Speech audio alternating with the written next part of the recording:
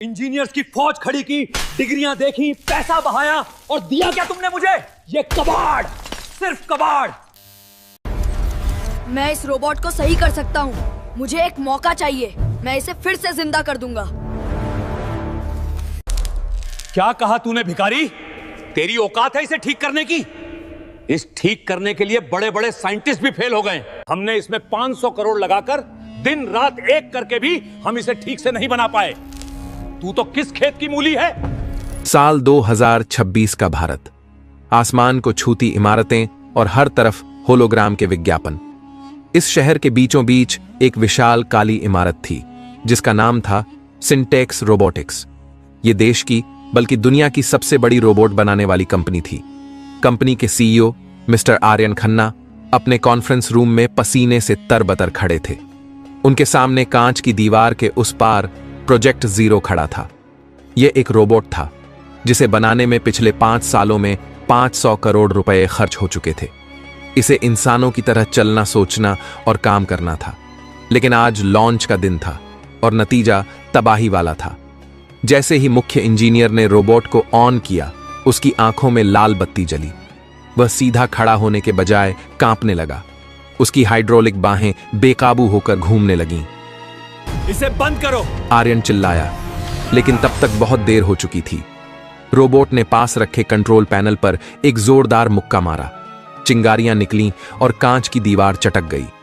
वह रोबोट एक रक्षक नहीं बल्कि एक पागल लोहे का दानव लग रहा था। वह लड़खड़ाया और धड़ाम से जमीन पर गिर गया। उसके अंदर से काला धुआं निकलने लगा। आर्यन खन्ना अपना सिर पकड़कर बैठ गए। इन्वेस्टर्स का दबाव, मीडिया के सवाल और करोड़ों का नुकसान, सब कुछ उनकी आंखों के सामने घूमने लगा। गुस्से में आर्यन लैब के अंदर गए। उन्होंने पास रखा एक भारी हथौड़ा उठाया और पागलों की तरह उस रोबोट पर वार करने लगे। बेकार है, ये सब बेकार है।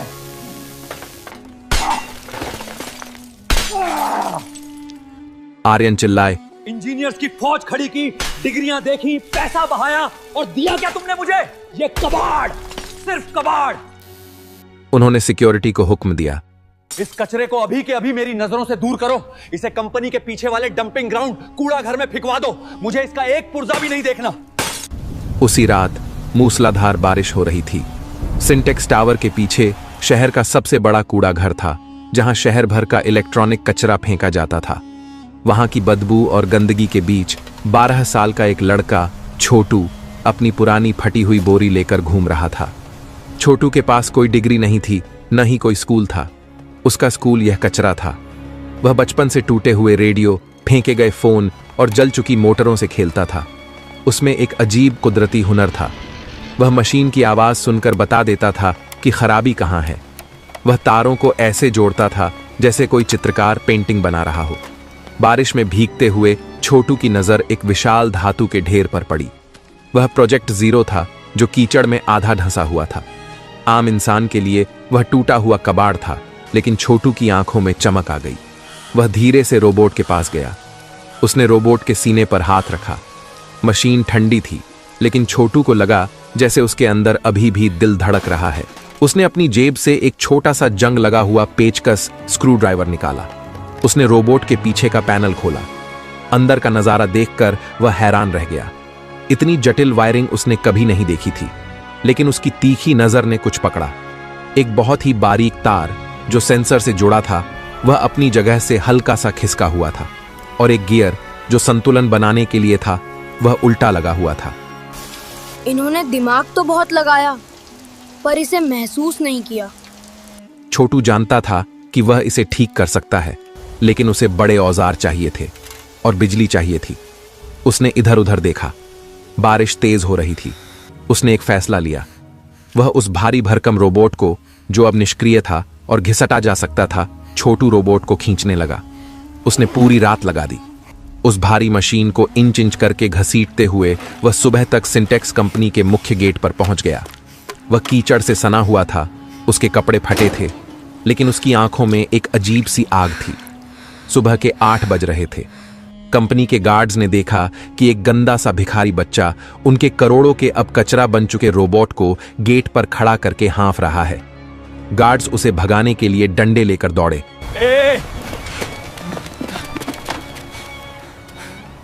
पागल है क्या? यहाँ कबाड़ बेचने आया है? तभी एक काली कार वहां रुकी। शीशा नीचे हुआ। अंदर आर्यन खन्ना बैठे थे। उनकी आंखें लाल थीं और चेहरा उतरा हुआ था। छोटू ने गार्ड्स को धक्का दिया और चिल्लाया, साहब! ये कबाड़ नहीं है, ये जिंदा है। बस इसे सांस लेने में दिक्कत हो रही है।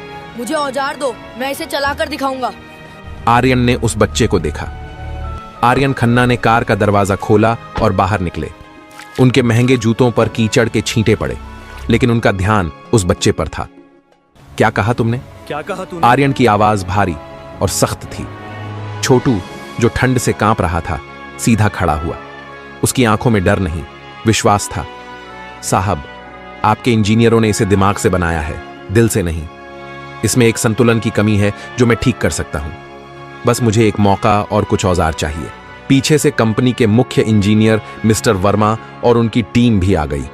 उन्होंने छोटू को देखा और जोर से हंस पड़े। मिस्टर खन्ना, वर्मा ने व्यंग्य से कहा, अब हम इस सड़क छाप भिखारी की बात सुनेंगे। हमने MIT और IIT से डिग्रियां ली हैं, सालों रिसर्च की है। जो मशीन हम ठीक नहीं कर पाए, वो यह अनपढ़ कचरा बीनने वाला ठीक करेगा? यह मजाक है। दूसरे इंजीनियर ने भी ताना मारा, अरे, इसे लगता होगा कि यह कोई पुराना रेडियो है जिसे ठोक पीट कर चला देगा। सिक्योरिटी, इसे बाहर फेंको। गार्ड्स आगे बढ़े, लेकिन आर्यन ने हाथ उठाकर उन्हें रोक दिया। आर्यन के पास अब खोने के लिए कुछ नहीं था। कंपनी दिवालिया होने की कगार पर थी और उस बच्चे की आंखों में वह जिद थी जो कभी आर्यन में हुआ करती थी। आर्यन ने कहा, अंदर आने दो इसे। लेकिन सर, वर्मा ने विरोध करना चाहा। मैंने कहा, इसे अंदर ले आओ और जो औजार ये मांगे इसे दे दो। वैसे भी वो मशीन अब कचरा है, ये उसे और कितना ही खराब कर लेगा। आर्यन ने फैसला सुना दिया। छोटू को उस हाईटेक लैब में ले जाया गया। चारों तरफ सफेद रोशनी, कंप्यूटर स्क्रीन और AC की ठंडक थी। छोटू वहां एक काले धब्बे जैसा लग रहा था। इंजीनियर्स ने जानबूझकर उसे परेशान करने के लिए पुराने और भारी औजार दिए। वे कोने में खड़े होकर हंस रहे थे, अपने फोन पर वीडियो बना रहे थे ताकि सोशल मीडिया पर डाल सकें। सिंटेक्स का नया वैज्ञानिक, एक कूड़ा बीनने वाला। छोटू ने किसी की बात नहीं सुनी। उसने रोबोट के पास जाकर अपनी आंखें बंद कीं। उसने मशीन पर हाथ फेरा। वह उसके ढांचे को समझ रहा था। फिर उसने काम शुरू किया। उसने सबसे पहले वो हिस्से खोले जिन्हें इंजीनियर्स ने परफेक्ट मानकर सील कर दिया था। उसने देखा कि रोबोट के जोड़ों में जो ग्रीस इस्तेमाल हुआ था वह बहुत गाढ़ा था, जो ठंड में जम रहा था। उसने उसे साफ किया और अपनी जेब से एक छोटी डिब्बी निकाली। उसमें एक खास तेल था जो उसने पुरानी गाड़ियों के कचरे से बनाया था। वर्मा चिल्लाया, ये क्या कर रहा है? मशीन गंदी कर रहा है। छोटू ने अनसुना कर दिया। फिर वह मुख्य सर्किट पर गया।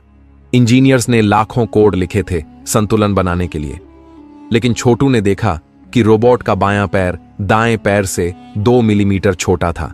एक मैन्युफैक्चरिंग गलती जिसे सॉफ्टवेयर पकड़ नहीं पाया था।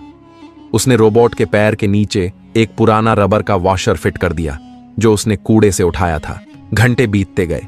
सुबह से शाम हो गई। छोटू पसीने से लथपथ था। उसके हाथ तेल और ग्रीस से काले हो चुके थे। इंजीनियर्स अब बोर होकर जा चुके थे। सिर्फ आर्यन खन्ना और वर्मा वहां रुके थे। हो गया, छोटू ने धीरे से कहा। वर्मा हंसे। अच्छा? रबर और तेल लगाकर 500 करोड़ का रोबोट ठीक हो गया? चलो इसे ऑन करो और तमाशा खत्म करो। छोटू ने पावर बटन दबाने से पहले आर्यन की तरफ देखा। साहब, यह मशीन नहीं है, इसे हुक्म मत देना, इसे दोस्त की तरह बुलाना। वर्मा ने बटन दबाया। झूम, घड़-घड़। रोबोट की आंखों में लाइट जली, लेकिन तभी रोबोट के सीने से जोर की आवाज आई और धुआं निकलने लगा।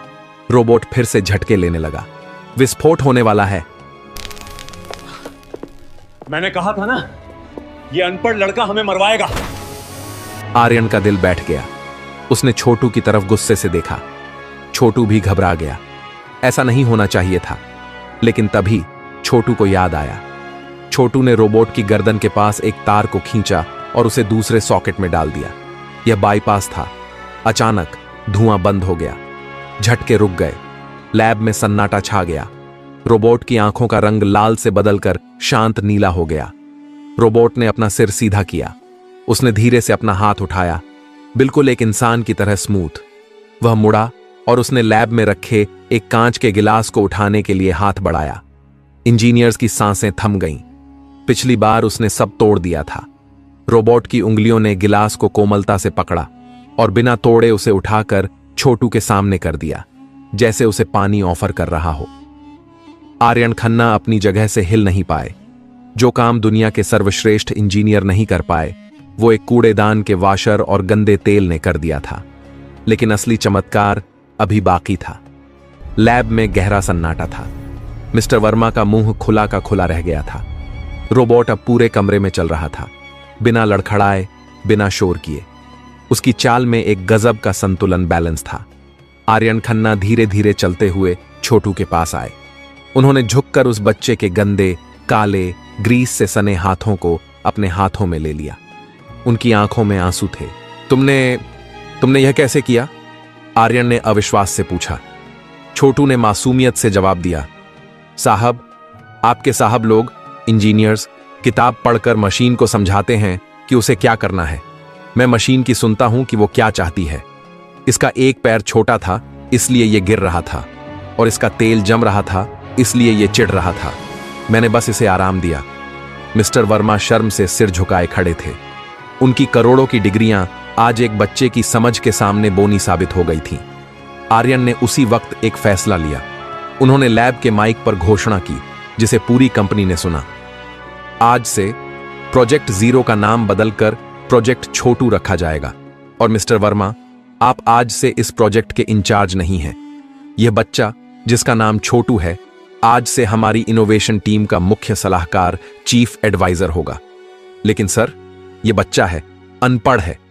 वर्मा ने आखिरी कोशिश की। यह अनपढ़ नहीं है वर्मा जी, आर्यन ने सख्त लहजे में कहा। इसके पास वो शिक्षा है जो तुम्हारी यूनिवर्सिटीज में नहीं मिलती, अनुभव और जुनून की शिक्षा। आर्यन खन्ना ने छोटू को गोद लिया।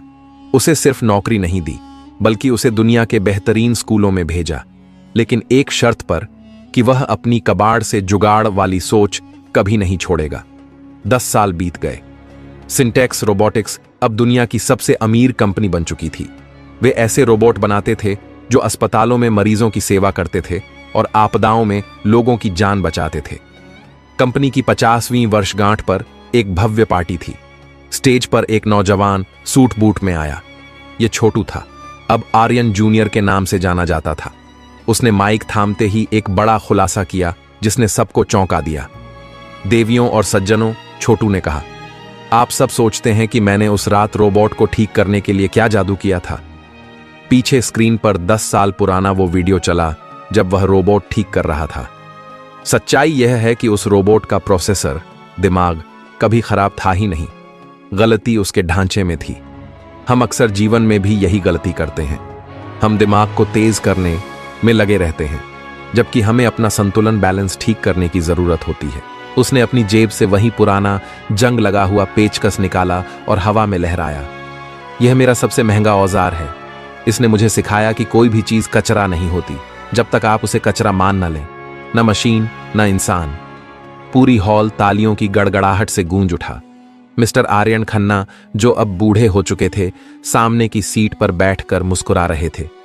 उन्होंने एक कूड़ा बीनने वाले को नहीं, बल्कि देश के भविष्य को कचरे के ढेर से उठाया था।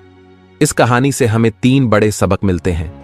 प्रतिभा की कोई वेशभूषा नहीं होती, हुनर महलों में भी हो सकता है और कचरे के ढेर में भी।